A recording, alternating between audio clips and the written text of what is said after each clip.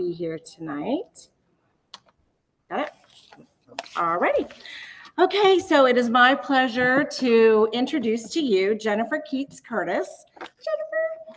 And Jennifer is a children's author, which most of you know. She has published 26 realistic fiction and nonfiction stories about animals, including Children's Choice Book Award winner Kaylee's story. Is it Kaylee or Callie? Kale's story, An Orphaned Polar Bear Rescue, and International Literary Association Children's Choice Reading List Award winner Moonlight Crab Count, which I know a lot of you are picking up. Several of her books have been chosen as NSTA CBC Outstanding Science Trade Books of the Year, including the nonfiction Maggie, Alaska's Last Elephant, and 2 realistic books co-authored with scientists, After a While Crocodile, Alexa's Diary, and Moonlight Crab Count. Her latest realistic fiction, Creek Critters, created with input from scientists at the Stroud Research Center, was a finalist for the AAAS Subaru SB&F Prize for Excellence for Science Books.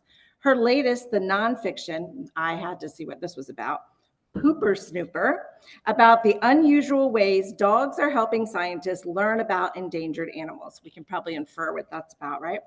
Earned a Kirkus star. Kirkus, is that what it's called? Her nonfiction book, Rescue at the Zoo, written with Zoological Disaster Response Rescue and Recovery, launched this fall. In spring 2025, Return of the Terns, How Scientists Are Saving Island Birds will debut. The book is about an artificial floating island habitat created by the Maryland Coastal Bays Program and its partners to provide a summer home for common terns. Jennifer's passion for wildlife and inability to stop asking why compels her to follow scientists and experts around, begging for information and details, and occasionally putting her in direct contact with crocodiles, raccoons, pelicans, and other critters. When she's not pestering scientists, Jennifer can be found in classrooms, encouraging research, writing, reading, and desire to help wild animals correctly.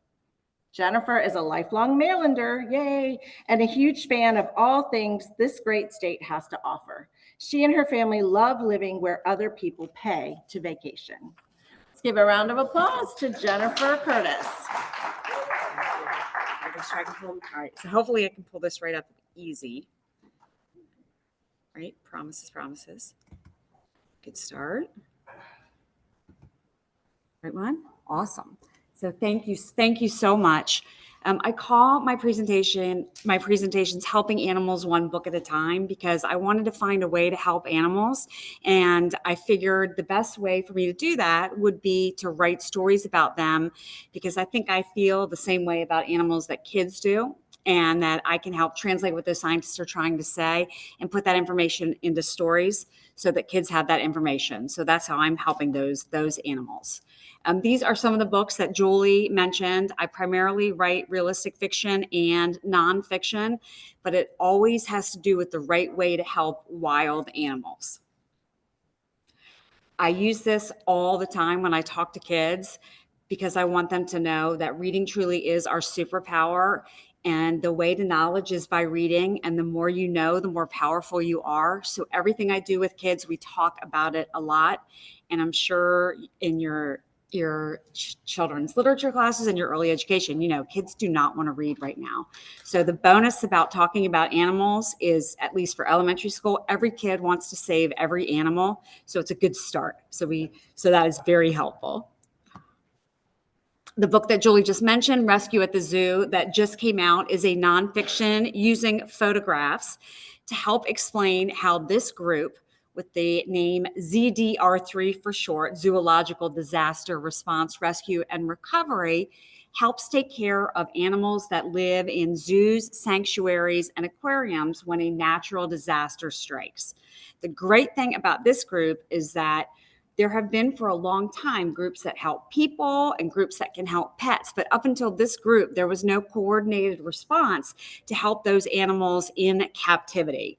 So they monitor the weather and then they coordinate a response to make sure that these animals are safely taken care of. We've had massive hurricanes and tornadoes this year with those strong winds that rip up trees and tear down buildings. And this group goes in when they're asked to come in and help take care of all of this immediately. And part of the reason this is so important is when you're dealing with animals in captivity, when their routine is disrupted, it is incredibly stressful for them as it is for the staff. So the more quickly they can get them back to their normal routine, and for those animals that need to be outside, then when those fences come down, there's no way for them to get out until that's done. So they get in there and they do this work as quickly as possible. Unfortunately, a lot of times after those big winds, we have floods. So in this picture, these are actually people from different zoos who came in to help a zoo in Texas. And I don't know if you can see her, but there is a parrot that they are evacuating in there. Yeah, 6-foot flood. This is currently my favorite picture from one of the zoos. And this gal was able to save the goat. She used that bucket to get the boat out. She used it as a boat. So I think I would like to write about the goat and the boat. That might be up next.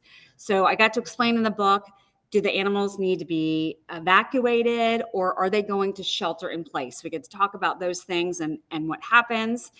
These are giraffes who are in a windproof building, so they are safe there. They're, as you can imagine, they are very difficult to evacuate because not a lot of people have giraffe transporters. So they really have to think about this stuff well beforehand. The other things that happens to animals that are very stressed is that they are looking for different kinds of comfort.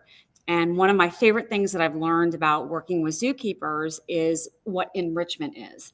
And enrichment means that when animals are bored, just like people, it is not good for them. So zookeepers have to know a lot about what those animals are like in the wild and what they like to do when they're in captivity. They have to find ways to keep them busy and active and healthy. And a lot of animals like to be comforted. So this is a kinkajou, also called a honey bear, who likes to snuggle in a blanket because it makes him feel better. And some of those, even the biggest animals, they like those plushies too.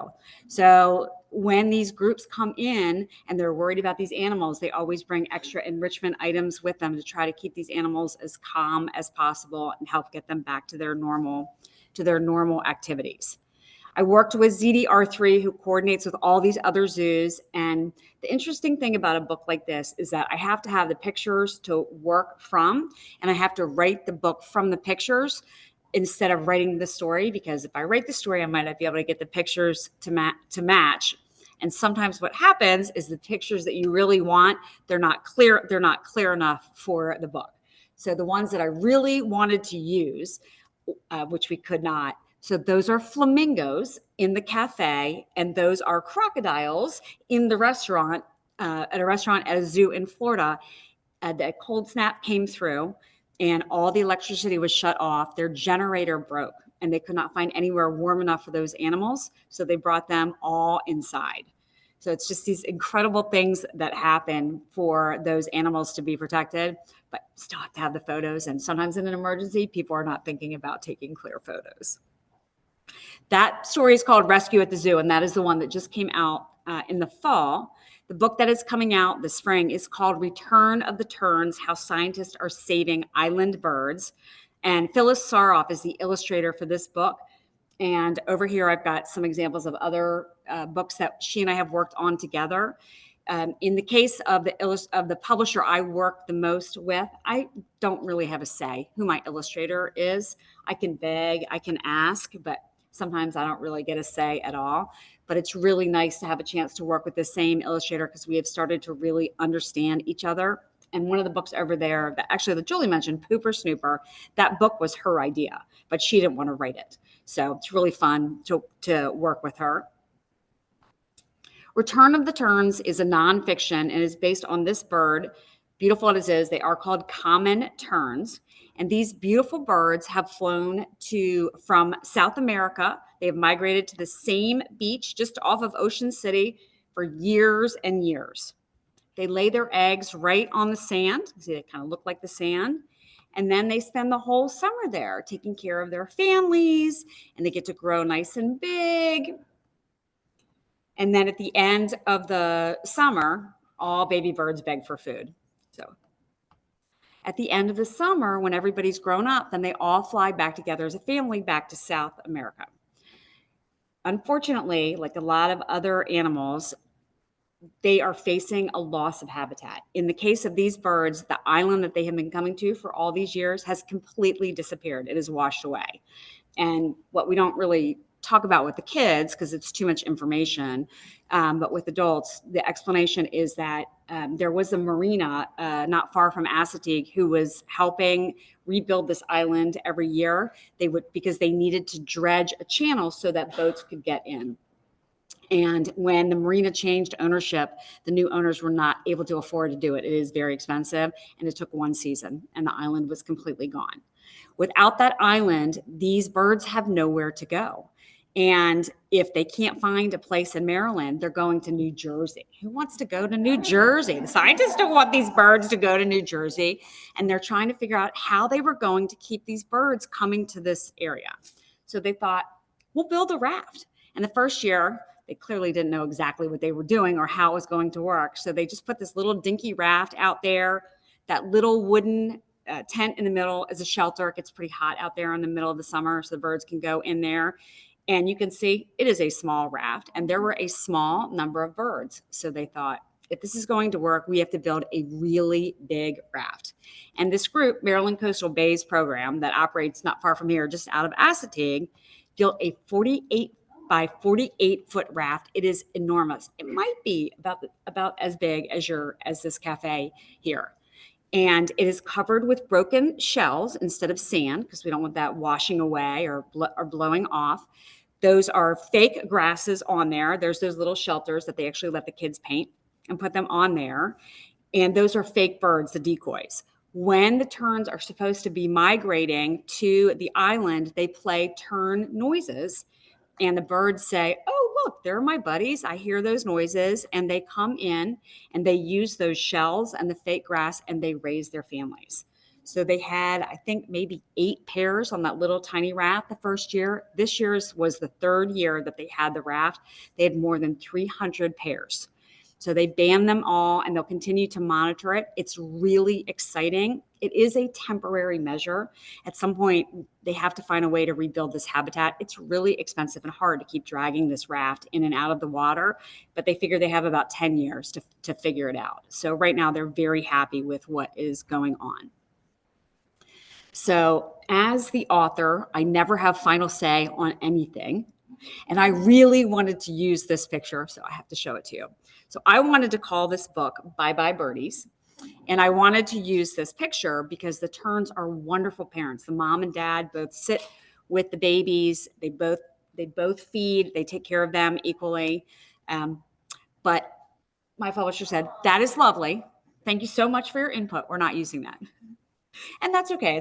Phyllis is wonderful. It still turned out great. So it's always some compromising and some work in progress. So one of these days I'll get my way, but not this time. But Phyllis is a great illustrator. So it was wonderful to work with her. So those are the 2 new ones that we know will be out.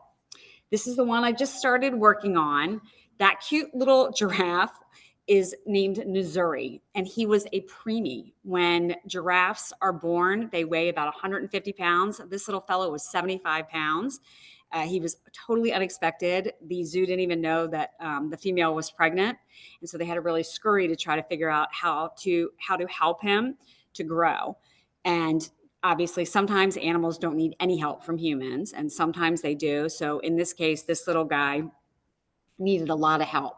So I get to tell his story. I think we might use sort of a diary format to explain how he was helped, all the interesting things that happened to him.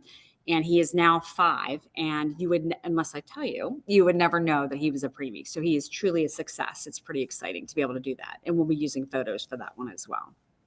Anybody have any questions before I keep yammering at you? No? Good. I just started working on a really cool book. Anybody know what this is? Yeah, it's horseshoe crabs.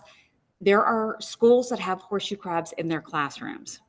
And the Department of Natural Resources just revamped their horseshoe crabs in the classroom program. And there's one elementary school in Maryland that has them. So I'm working with them to understand how they raise the horseshoe crabs and why. And kids are amazing. So I just spent, right before the break, I spent a couple of hours with these kids, and you would think you were talking to scientists. They are so knowledgeable about taking care of these horseshoe crabs. It is incredible. And at all the schools, including the elementary school, they are raising these babies. They're from eggs. They're green eggs, and they hatch them and they take care of them. And then at the end of the school year, they have a chance to work with the DNR to release them back into the bay. So it's a really exciting program to make that connection with the horseshoe crabs. They're trying to get a count of horseshoe crabs to figure out how many there are. We think they may be endangered, but they haven't quite figured it out. So until then, we will be allowed to do programs like this to foster some of those, the reproduction. Because I write about animals, everybody always wants to know who is in my house. I don't have any wild animals, although Tilly, my big yellow dog, might think he is. I'm down to 2 dogs. This is Tilly, and this is Tango, and they are golden doodle rescues, and they cause me a lot of angst, but I adore them, and I do occasionally try to sneak them into some of my stories. But for me, one of the really fun things with kids, we get to talk about pets and wild animals and the differences between them and why wild animals shouldn't be pets. So it's a nice way to explain some of that. It's fun. A lot of the animals that I write about are endangered, or worse, they are critically endangered, like these mountain gorillas and this baby orangutan. And obviously, these are animals that live far away from us, but we have plenty of animals right here in our great state of Maryland that are disappearing. So I do whatever I can to bring that message home. I really like being a Marylander and bringing that message to the kids. And because the populations that I work with, pre-K to 5th mainly, they are all about saving the animals. So they really listen. They're frequently willing to read and research and learn, so that they can understand the problems facing these animals and that they want to help also. So I worry about those animals that are endangered, and I worry about animals that are in danger. Wild animals can get sick, they get hurt. This is a barn owl, one of 8 kinds of owls we have in Maryland, who was run over by a car and is in a wildlife rehabilitation clinic. So I talk a lot about why those animals get hurt or sick, what happens to them, who helps them, and what we're supposed to do if we find those animals. And I try to gently weave that into my stories without preaching. And I feel like if this was information that I had had when I was a kid, the animals that I found would have been a lot happier about it. The other reason I write my stories the way that I do is that I have always believed that animals can think and that they can feel. And for those of you who are about my age, you know that we call this anthropomorphism. And scientists would have said, if I had said my dog loves me, a scientist would have said, well, that's not true because that's a human emotion and animals have none of that. Well, now we have this relatively new field of study called cognitive ethology, where scientists like the 3 on these books have proven through studies that, of course, animals can think, they feel, they have emotions, they remember. And for those of us who have always loved animals and knew that was true, now we can say, of course that's true. And now science also says that it is so. And for any of you who are interested in this topic, I cannot recommend these books strongly enough. It is fascinating. And the science is pretty rigid. So it's been very well accepted among the scientific community. And with that being said, then I can tell you, and Julie, this is Michelle's dog and cat. That this cat loves that dog. Otherwise, he would have been delighted just to scratch him. Clearly, that's ethology. This is my favorite example. The horse's name is Chester, and that cat goes into his stall every morning, and he purrs, and he hops up on the ledge. And when Chester hears him, he hums, and then he comes over and he puts his mouth on the back of the cat as if he's kissing him. I don't know if he's really kissing him. That part I can't say, but it is clearly the way that they greet each other every day. And I feel like I can tell you that's friendship because of ethology. It's fun. And these are the things that I think about a lot when I'm writing my stories, when I'm trying to explain to kids why these things are important. And that's all sort of some of the things that go in there. For me, writing has been a fun way to learn about all sorts of things that I just want to know about. I've written for newspapers and magazines and had a chance to go with kids and adults for a variety of really interesting stories. I had a chance to go with a group of kids to our shore here and mark those monarch butterflies with stickers. We netted them and put those stickers on their wings. When the monarchs leave here and fly to Mexico, people in Mexico are looking for them. And when they see the sticker, they call that number, and it helps scientists to track the migration patterns. I've learned all about 2 kinds of tree frogs that we have in Maryland. Super cute, very loud. And did you know that we have seahorses in our bay?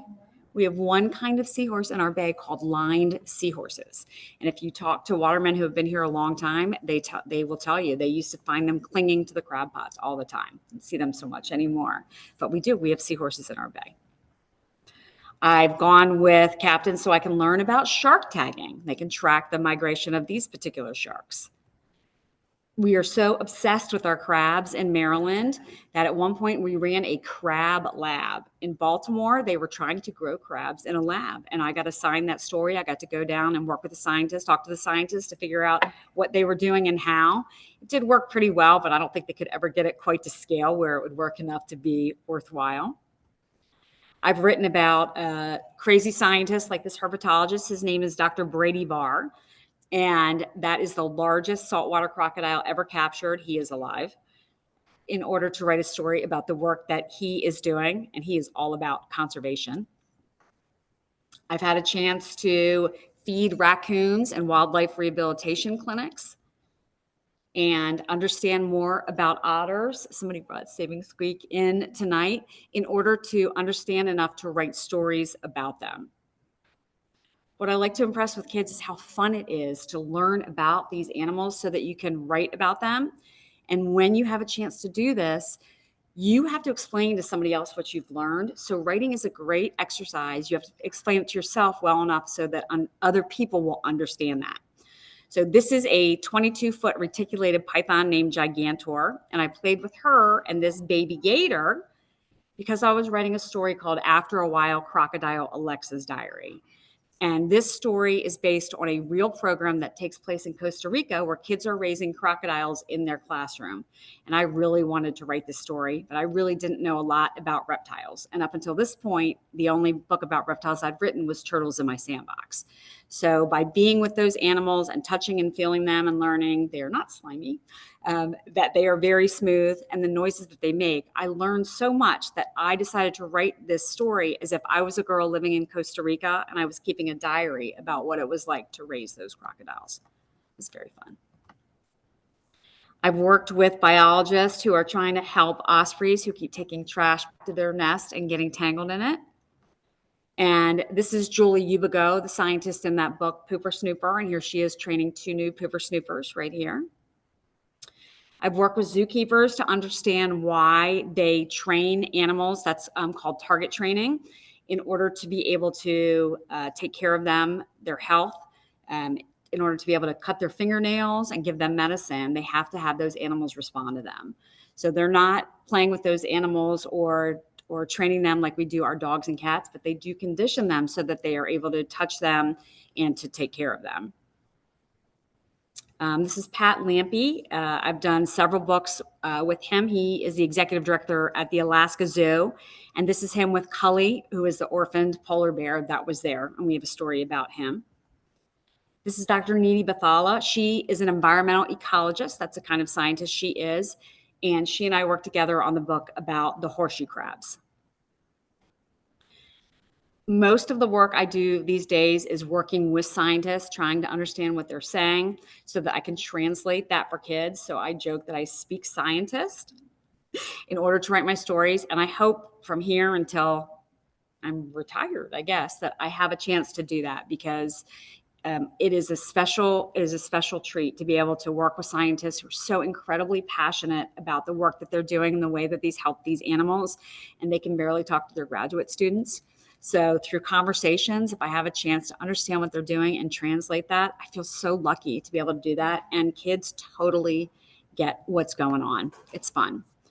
The funny thing about all this is all I write about is science.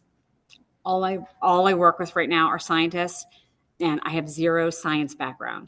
When I was a kid, I did not know that I liked science. And so when I went to University of Maryland, I got an undergraduate degree in English literature because I love to read. and a graduate degree in journalism because I'm nosy. If you are a reporter and you ask people questions, they answer them. But writing is an incredible way to learn about all sorts of things that you might want to know about. You have to synthesize all of that information to be able to explain it to yourself so you can explain it to other people. So it is ironic that this is all I write about, which is why I have to pester those scientists. I'm sure I have about 100% more questions than anybody else because I am lacking that background. So when I talk to kids, one of the things that we talk about is it would be amazing if you want to be a scientist by all means, but you don't have to be a scientist to think and act like a scientist. And so these are some of the things that scientists have that help them with their observation and with their writing and being a better animal caretaker. So we sort of work that into when I'm talking with them so that they know that they can absolutely be a scientist or they can think like a scientist in order to learn information.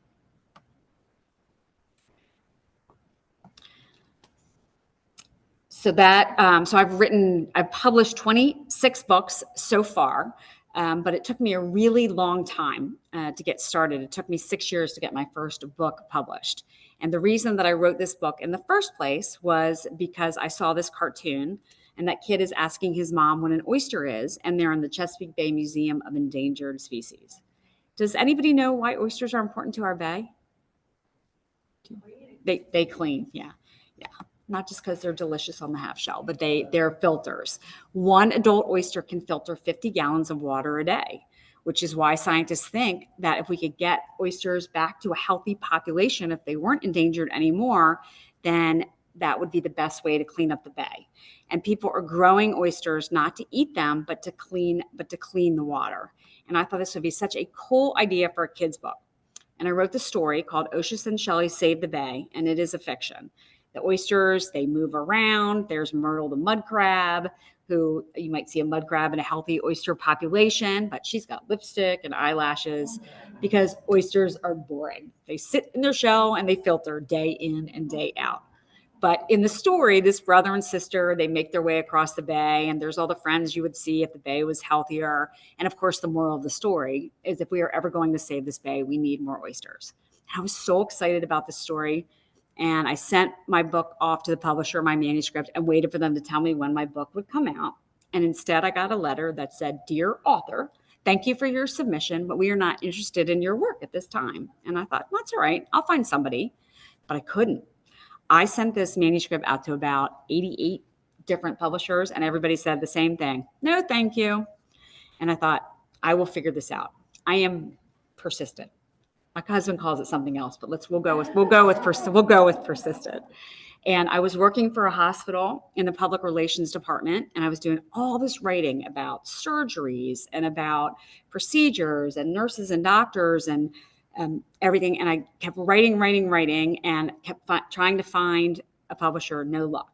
And I got freelance work with newspapers and magazines, and I kept writing, but I still could not find a publisher.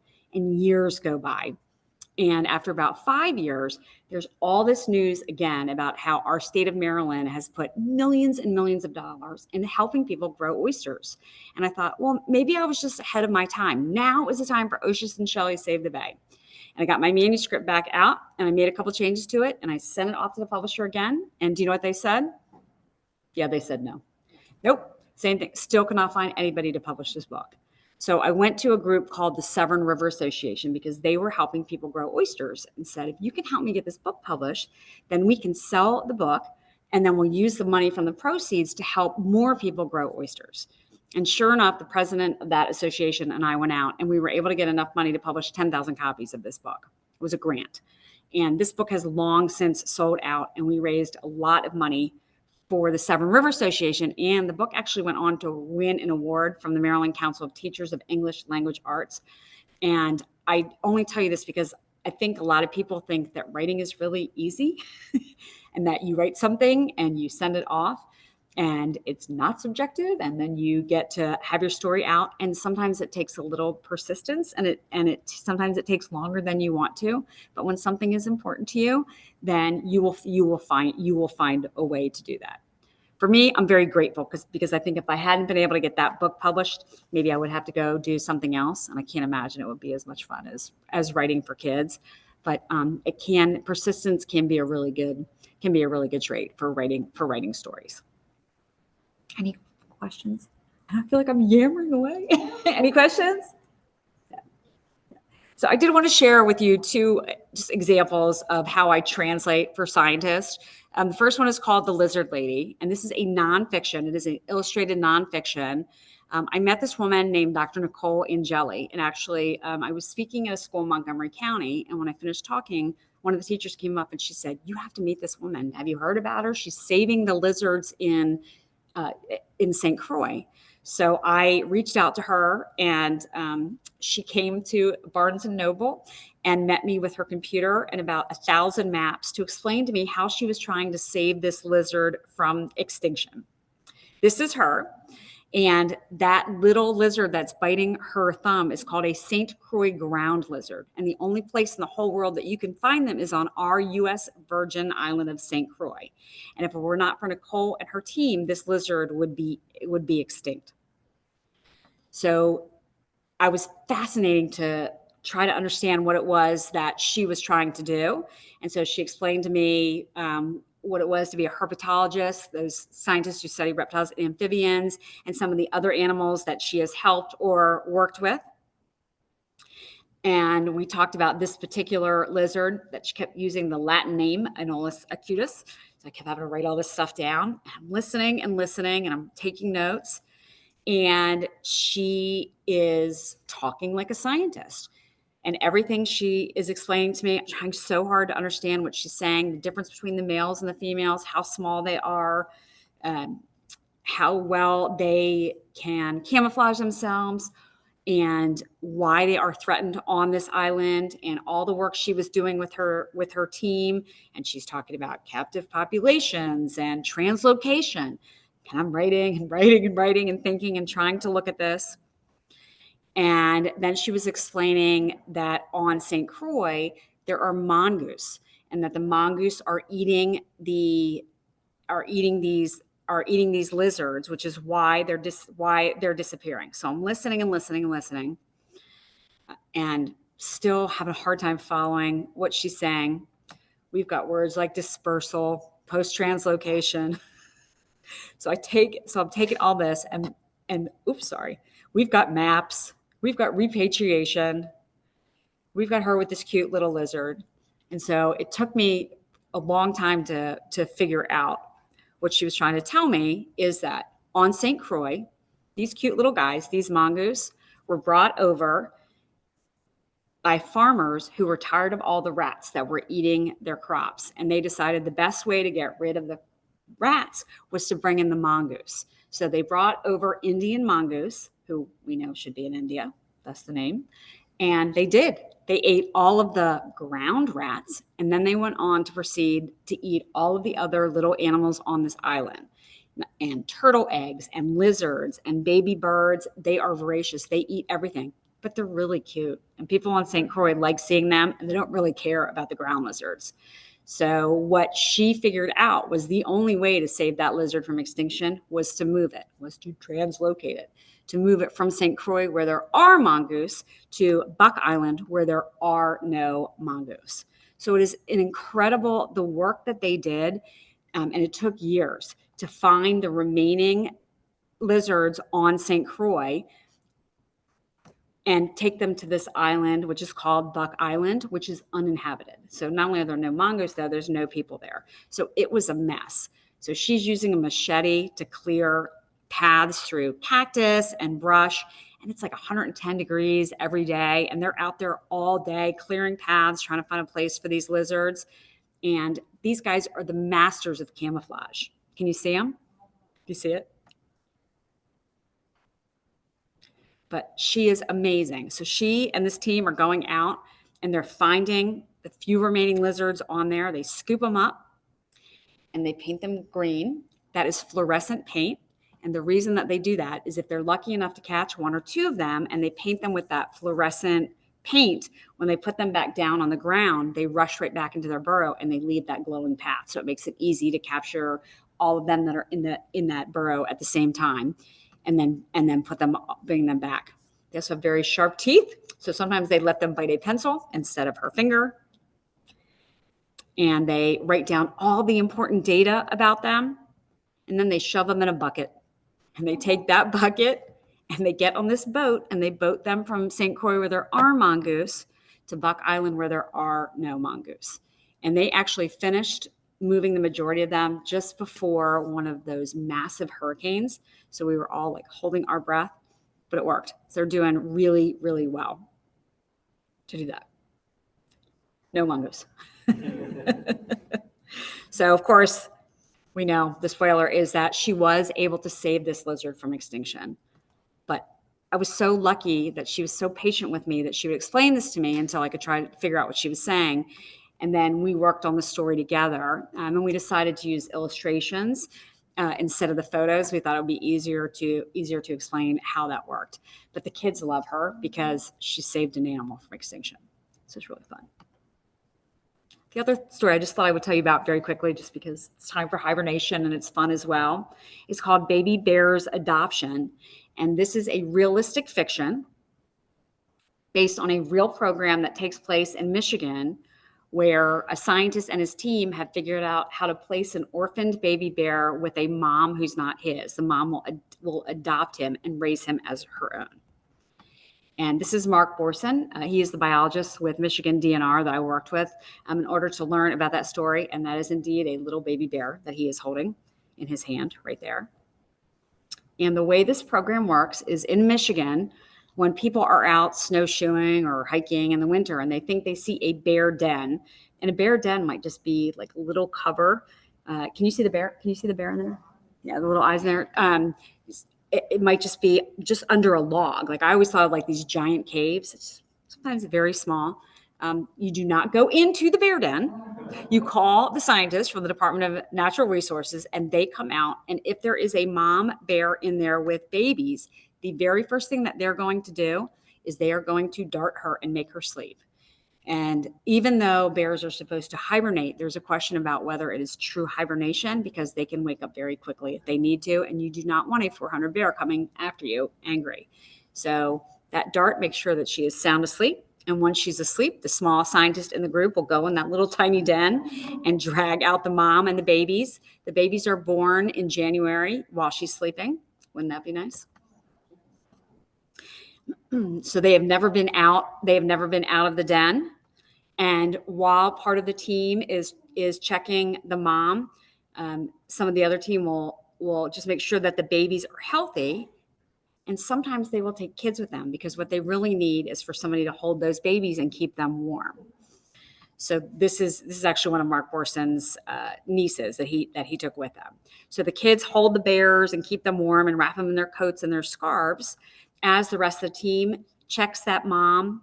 They might pull out a tooth so they can age her. The teeth have rings in it, just like trees do, so they can figure out how old she is. And if they think that she's a good candidate as a possible adoptive mom, they put a special collar around her neck so they can track her if they need her. And once that collar is on her, then they put her right back in, put the babies back where they found them, and then that's it. They just leave them alone. In the summer, if they find there's a baby who is in trouble, and they would know because bear moms are wonderful moms. They take very good care of their babies. And if there is a bear up high up in a tree and he's hollering and hollering for his mom and she doesn't come after a couple of hours, they know that something has happened to the mom and she's not going to be able to come back and get him. So they send somebody out to go get that baby out of the tree. And as they're feeding him and taking him to a safe location, they fly around in a plane until they can find the signal of where that mom is that they collared. And once they know where she is, they take the baby bear to the same location. And once everybody is in the same place, they will scare the mom bear, because when she's scared, she'll tree the babies and then she will go and run away. So they scare her and she runs away. Her babies go up a tree, and then they cover the orphaned baby with a stinky jelly and put him up in that tree with the babies, tell him to go up. And then at the bottom of the tree where all the babies are now, they put the same stinky jelly all around the bottom of the tree. I'm not allowed to tell you what the stinky jelly is. And then they just wait. And after some time, the mom comes back and she calls for her babies, and her 2 babies come down and they slide through that goo. And there's the other baby he's already has the goo, but he slides down too. And they all walk up to her. And because they all smell the same, she will take all of them to raise as her own, even the one who's not hers, because I guess they can't count. But it's a great way for those babies to be raised by a mom and never have known that they were ever helped by people. So it's a wonderful program. And it was so fascinating to learn about that, although I cannot for the life of me figure out how they could have figured that out in the first place. But it works really well. And they find they use it about once or twice a year. So to write the story, I kept writing the story and I didn't like it. Like I kept writing it. It was flat. It was too long. And so what I decided is I would channel my nephew Braden, who was 8 at the time. And so the story is actually in his voice. So he is telling the story. That is his sister Finley in front of him, who is such a pest. And that does appear a little bit in the story, but their dad's a scientist. And they have a chance to go out with their scientist, who is just like Mark Borson, and help their dad to save that baby. So it was nice to be able to use my 8-year-old voice in order to tell the story. But it's a wonderful way to use literature to explain to kids what happens sometimes when a baby's orphaned and how they're placed with an adoptive family. And of course, the collar is not because he's a pet. She's a pet. It's because that's the tracking collar. So for that one. So Lizard Lady they're both illustrated, but Lizard Lady is the nonfiction and Baby Bear's Adoption is the realistic fiction, a little bit more of the fun 8-year-old voice of that. So anyway, so I'm all about helping animals however I can. If I get a chance to explain it to kids, it's a bonus. You get to learn about it and write stories about it. I feel very lucky to be able to do that. My joke is, I don't know if I figured out I would have had to speak to make a living as a writer. Maybe I would have done something else. But it's really fun, and especially working with the kids is really great. So I feel quite lucky to be able to do that. So that is the end of my presentation. You are welcome to ask questions, but feel free to contact me. What I tell kids, obviously, is because they always want to call me and tell me stories, is that I'm an adult that their parents don't know. So they have to have their parents' permission. But I feel like you're all of age. So if you want to contact me, it would be appropriate. If there's anything I can do to help, if you have questions, if you're working on something, I don't think there's a lot of people who do what I do. And I wish I had somebody. So if I can help, I'm always happy. I'm always happy to do that, even just to be a sounding board. Or sometimes it ends up being about animals and not writing, and that's perfectly fine too. If I don't know the answer, I will do my best to find out and get back to you. So thank you. I have a question. The vocabulary, so like you were saying before with the translocation, and those words, what do you do for the students to make that make sense? So we did not use those words. Right. And typically, if I'm working with like a 5th grader, then I will share with them how the scientist explains it, and then how we break down those words to understand it. But because the publisher, so I have books published by 3 different publishers. The one that I work the most with is this wonderful publisher in South Carolina called Arbordale. And Julie and I were talking about this before, but they use a Fleisch-Kincaid scale in order to get the reading level.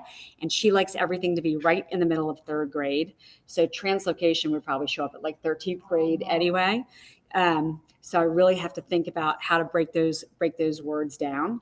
But with the older kids, we talk about how to break that down to make sense. And then other words that we might use to be able to explain it to somebody who might not be familiar with those terms. I haven't looked through the book yet, but through all the books yet.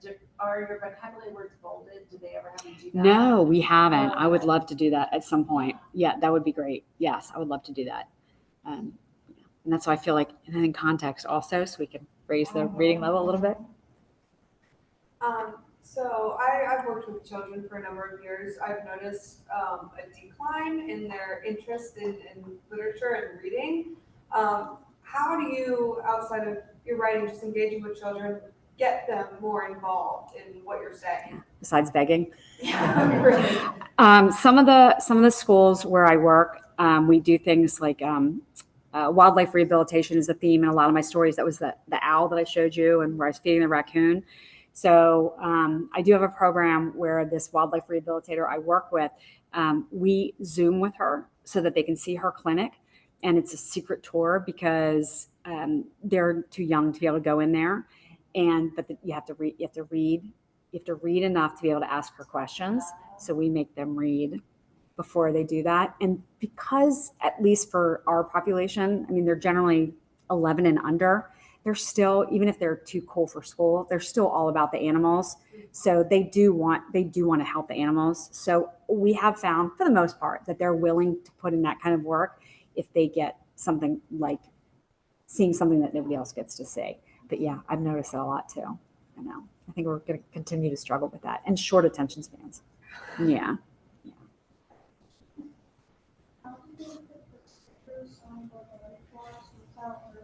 So that's what I was worried about as well. It's a special sticker, and so when they put it on, it doesn't disrupt anything on their wings, and so they can fly. It's not a problem. I don't think we could use any old sticker. It was designed by scientists for that. Good question. Other than persistence, what if you do to get published? How did that all work out? So that first one that took so long. Right. The next book after the oyster book was Turtles in My Sandbox, which is about our Diamondback terrapin head starting program that takes place in Maryland. They're our state reptile. And I was going to look for grants. That was my intent. And when I was looking at different publishers, I found this publisher who had just published something about sea turtles. And so I reached out, and I think honestly part of it was luck. That it just so happened that we had that connection, and then I've maintained a relationship with her. So I work with her more than anybody else. But if you have a book and you would like to go for a publisher and you're not, I don't know about agents, because for kids' books it's pretty hard. I'm sure J.K. Rowling to get an agent. But there are lots of resources available so that you know what publishers are looking for, and maybe what their editorial calendar is, because even if you have an amazing book, if it does not fit what they want to print in the next 12 months, they won't take it. So it's really important to do your research, and they won't even look at it. So it's really important to know the right person and what they are looking for. And they might only do juvenile literature. They might only do graphic comics. So you have to make sure that you're targeting the right people if you want to go that route, for sure. Was that awesome? Oh, I have to ask her. Yeah. So I was shocked when you said you didn't have control over the illustrator and some of the things, the decisions. Why? You wrote that. So after a glass of wine, I'll tell you some of the stuff I don't like about my illustrations. Now, it depends on the publisher. My book Seahorses, I had zero say, nothing. With the particular publisher that I work with the most often, she had some terrible experiences with authors trying to control the illustrations. And so most publishers have a vision of what they want it to look like. And you might be the words person, but if you are not the art person, they really frequently do not want to hear from you. So I have been working with this particular publisher long enough, and there have been some stuff that I pointed out to her in a nice way that wasn't quite right, that I do sometimes get a say. And I do try really hard to share my research and things that I've learned with the illustrators. But on a couple of my books, I didn't even know, I saw the illustrations the same time as the first readers. Oh my God. Yeah. Like Baby Bear's Adoption. I didn't see that until now. I know. It's so for anybody who's interested in self-publishing, and you can also illustrate, that is the blessing of that, is you maintain entire control over that. Yeah, I don't think that's uncommon. That part's uncommon. Yeah. Any other questions? I know you have questions in you. But it's cold I know. outside. Everybody's tired. Out of all the research done for animals, which of an increase have you seen from the research the most? Like which ones, as far as if they were extinct or becoming extinct, which ones has made a great comeback the most out of all the animals here? The most frustrating thing is some of these animals that I don't know if we're ever going to get the right answers about them. So for example, like the terrapins, it takes them 8 years to be able to lay their eggs, which is very long. And so the life cycle is so long that I just saw this year that they're looking to rename terrapins as endangered. I'm like, when were they ever taken off the list? There's a lot of conflicting information about that. So I think locally, so for example, with the terns, they would have been locally extinct. If the scientists did not build that raft, we would not have common terns migrate through Maryland. So the fact that they had, in 3 years, they were able to get over 300 pairs to do that, that might be, for now, that might be the most. You know, and some of the programs they're amazing, but they're small. Like the bears, they do like 1 or 2 a year. So I think that probably will stay the same unless hunting rules change, then that might be a little bit different, but yeah, no. I have a question. Sure. More about your writing process. Mhm. So do you write on paper? Do you use a computer? About how many drafts do you do? I'm just curious. Sure. I have terrible handwriting. And if I signed your book, I'm sorry. I hope you can read it. I try. It's terrible. And I think my brain gets way ahead of my hands. So when I'm interviewing, like I like to write the whole time because I think it helps me to think. And then I go and I immediately tape it because even I can't read my own handwriting sometimes. And when I teach kids, I talk about throwing up on paper, where you take everything in your brain and you get it all out. Because if you try to write a perfect story in your head, you're never going to get it. So you might as well make a mess. It can be your mess. Nobody else ever has to see that, but make a mess and then clean it up. So I might go, I mean, we're talking about a 32-page picture book, but I might go through 30 renditions before I get it where I want it to be. And that's partly on me because I like to know everything, even if I know there's no way I can use it. It helps me to be able to think about what's most important and the details that I want to use. So I always have way too much information. But I like that because then it's kind of like a puzzle. I'm like, I can use that.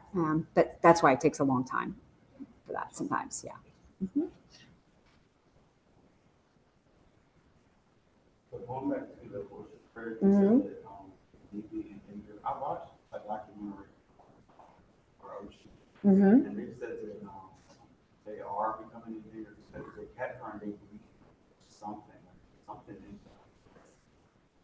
beneficial. So they have this bright blue blood. It kind of looks like a blue Slurpee. Okay. And they use their blood for biomedical research, but specifically they have figured out how to use that blood to test our medications for germs. And just this year, they finally found a synthetic that will work. So hopefully that will make a difference. But we've used them for fertilizer, and they're used for bait and lots of other things. So anybody who's around the water all the time, I hear they always are like, of course they're endangered. We see 10% of what we used to see. But I think they're just hard to count. Like it's hard to figure out how many are. And they migrate from Mexico to our beaches here, and they can't even swim. They have these little feet, and they like run around the bottom of the ocean. Like, how do you get here? So it's pretty amazing that they still do it. So, and they have. We don't think that they've really evolved from what they originally looked like. So it's crazy. So yeah, but it's amazing. Yeah, they're really cool. So hopefully the synthetic blood will help people not having to take them out. Because they have to kill them to drain the blood. But yeah. See, this is why science is fun. If only I had known when I was in 2nd grade. You've taught us Yeah. a ton. So if anybody is interested in getting you to come speak to a group or whatever, we just reach out. Sure. Okay. And you can direct me if there's specific things you want me to talk about. Sometimes with a new group, it's kind of just Yeah, more do they general, usually but do other people contact your publisher or? they usually contact me. And, okay. Yeah, and I'm on the shore a lot. I do a lot of work in Wycomico County, a lot of the schools. Just from having been around a long time. Right. Principals or teachers move and they call me in to come in. I do writing workshops and residencies and assemblies. We do some evening programs, family events, and stuff like that too. So yeah, anything with kids, I'm up for it. You do a book on eagles? I have not. I have a book called Raptor Centers about the rehabilitation of raptors, and there are some eagles in there, but I've not done a book Rachel Carson is living there. Kind of a tie into it. She's free to roll. Yeah, that would be good. Thank you. And bugs too. I was thinking about, I don't know why I was thinking about this, but mosquitoes, and you think about how hated they are. But if somebody could write from the point of view of a mosquito, I mean, you know, Yes, exactly. So Creek Critters is about freshwater bugs. And when I came home, I did all this research with Stroud Research Center in Pennsylvania. I come home, my husband's like, kids don't want to know about the bugs. I'm like, wait, let me show you. You have to find them. It's like a scavenger. Yeah. Yeah. I don't know if I could do a mosquito. Yeah, you're right. We'd still hate them because they're terrible. And jellyfish is the other one kids are asking. Like, do you think you could write? Yeah. Yeah. well, thank you so much. Oh, thank you. And nobody has any other questions? And you can ask me later if you think if you're like me, you go home and think of like 7 other questions. And Jennifer has her books here, so $8 for paperback and $14 for hardback, and she will sign them. And they're right here. So thank you guys so much for coming. Thank you This is very our much. last reading for the fall semester, but we will have more. Did you want to add anything? No. All right, we will have more in the spring. So we look forward to seeing you. All right. Thank you. Thank you all. Thank you very much. Thank you so much. Oh my gosh, I really did. I mean, you have like a bunch of stuff on here. No, it's different. It's funny. So I know one person who's on there, and I know they frequently talk about this. And it just,